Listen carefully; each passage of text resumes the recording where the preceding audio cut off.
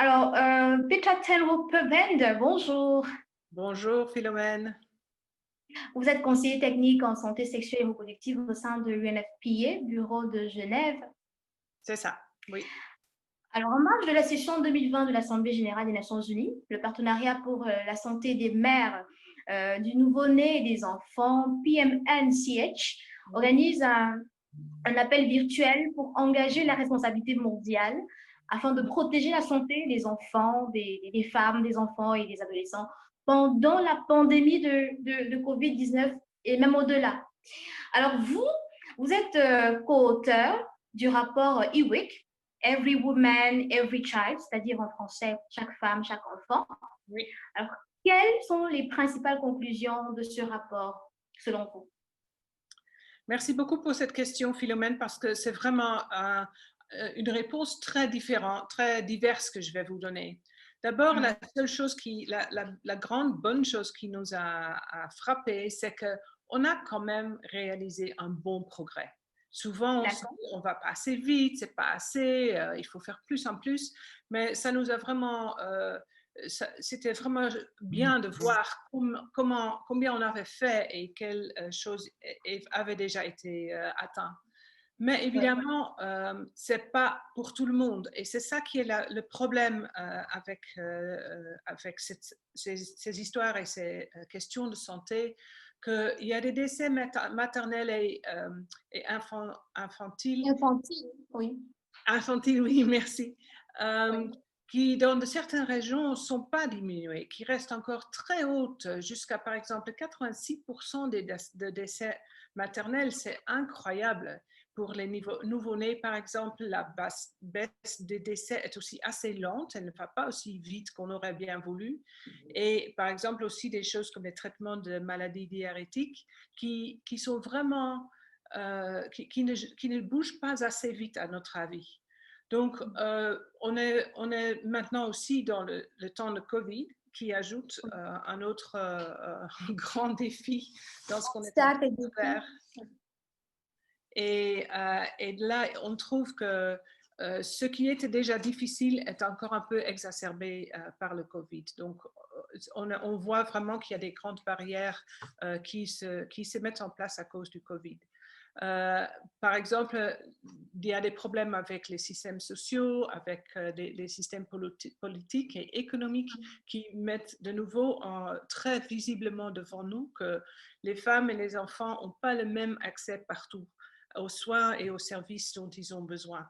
Donc, on doit être encore plus fort dans l'action multilatérale, plus coordonné et beaucoup plus fort pour trouver des investissements continus, pas des petits blocs par-ci, par-là d'argent, mais quelque chose qui est vraiment continu, qui fasse enfin cette base de sécurité dont les personnes ont besoin. Alors, Petra, comment est-ce que nous pouvons faciliter les partenariats entre les gouvernements, les organisations multilatérales, la société civile et d'autres parties prenantes pour soutenir cette collecte de données, la gestion et garantir leur utilisation pour renforcer les efforts de responsabilisation et de redevabilité? Alors, pour renforcer surtout la redevabilité, c'est important d'investir dans les éléments comme les systèmes d'information sanitaire de routine, donc que les données soient toujours disponibles et enregistrées, avoir un enregistrement des actes d'état civil et des statistiques essentielles pour qu'on puisse faire des analyses qui sont aussi bien sur l'équité, mais qui sont aussi soutenues par des données correctes. On doit aider les pays à introduire des nouvelles technologies de collecte et de visualisation de données et aussi faire une plus grande appropriation pour les pays mêmes en ce qui concerne la mesure et la responsabilité pour garantir que les actions multisectorielles soient spécifiques au contexte, soient conçues et mises en œuvre. Donc, pas juste un document qui est quelque part dans un bureau, mais que ce soit vraiment mis en œuvre pour les familles et les femmes et les enfants. Donc, il faut aussi ne pas oublier que l'une des forces que le rapport Every Woman, Every Child qu'on vient de compléter, c'est de rassembler les gens ensemble, qu'on se parle entre nous, qu'on comprenne bien que la ferme soutien dont on a besoin vient aussi du mandat et de la multipartité qu'on a dans ce rapport. Donc, il y a des témoignages et des engagements avant, après ou dans tous les acteurs et tous les domaines. Donc, on a vraiment quelque chose qui est bien enveloppé, qui est bien complet dans tous les sens. Alors que nous entrons dans la décennie de l'action, donc les 10 ans qui viennent, c'est la décennie d'action, avec ce défi supplémentaire présenté par le COVID-19, c'est encore plus essentiel qu'on se rassemble, qu'on se renforce, qu'on se soutient l'un l'autre pour défendre le multilatérisme, mais mobiliser surtout l'action pour tous dans les secteurs pour protéger et améliorer la santé et le bien-être des femmes, des enfants et des adolescents. D'accord.